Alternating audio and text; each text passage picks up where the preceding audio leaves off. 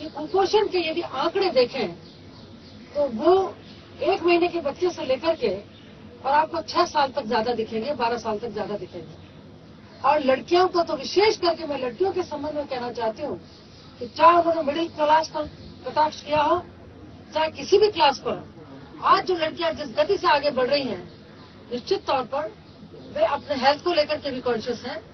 आप खुद जाकर के देखें, सुबह वॉक के समय या व्यायाम में लड़कियां सब आगे रह करके अपने हेल्थ को ध्यान में रखते हुए हैं, शरीर, मन, बुद्धि और आत्मा के साथ वो आगे बढ़ने का प्रयास कर रही हैं। उस पर उनके ऊपर ये मजाक किया जाना निश्चित तौर पर बेतुका ही नहीं, अजीब सा लगता है। आज अर्बन एरियाज में और जहां थोड़ी संपन्नता है वहां भी किस तरह से कुपोषण है यानी मालन्यूट्रिशन का देखने को मिलता है।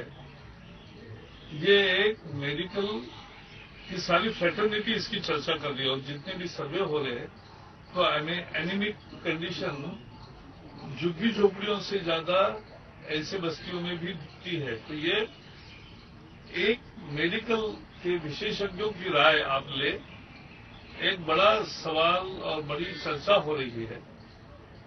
अब ऐसे में केवल मोदी का नाम है इसलिए उस पर टिप्पणी करना ये कांग्रेस की भद्दी आदत है। मोदी लोकतंत्र के कलंक हैं और इसी तरह की टिप्पणियां किया करते हैं जो बिन सरकार की होती है। आज गुजरात के मुख्यमंत्री मोदी जी ने गुजरात की लड़कियों पर बहुत भारी कटाक्ष किया है कि वो जो है दुबले रहने के चक्कर, फिगर अपनी बनाने के चक्कर में जो है खाती पीती नहीं, इसलिए न्यूट्रिशन की समस्या। मुझे लगता है गुजरात की महिलाओं का अपमान है और ये बहुत ही उनका एक ऐसा शर्मनाक बयान है जिसकी कड़ी निंदा की जानी चाहिए।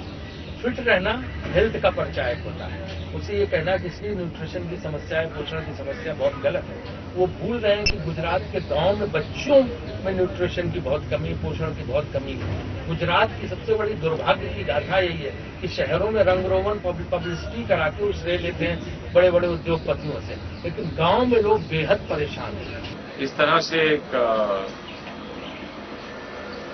औपचारिक रूप से कहा गया है, अनौपचारिक रूप से कहा गया है, क्या लक्ष्य है इसको कहने का और ये कहने के बाद आगे क्या करने, कार्रवाई करने का उनका इरादा है, ये बहुत सारे प्रश्न उठते हैं। मैं नहीं समझ रहा हूं कि किस परिप्रेक्ष्य में ये बात कहा गया।